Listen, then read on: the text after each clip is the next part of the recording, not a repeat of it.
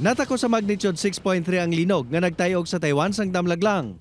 Ini ang nahamtang 34 kilometros ang distansya sa Hualien City kag may kadalumon nga 9.7 kilometers. Ang pagtayog ang narecord sa mga surveillance camera nga napahamtang sa nagkalain-lain nga lugar sa among nga teritoryo.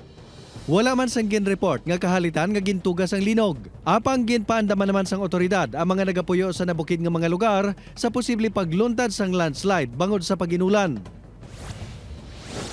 Duha ka mga doktor kag tatlo ka mga personal assistant sa nagtaliwan nga friend sa aktor nga si Matthew Perry ang ginkasuhan kaangot sa kamatayon sini.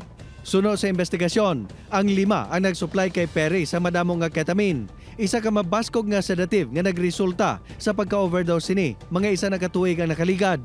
Suno sa US Attorney nga si Martin Estrada, ginpanginpuslan sa mga akusado ang adiksyon sa aktor para sila makakwarta. Duha sa 5 ka mga akusado ang yaran na sa kustodiya sang otoridad kag natalana na nga igapaydalom sa arraignment.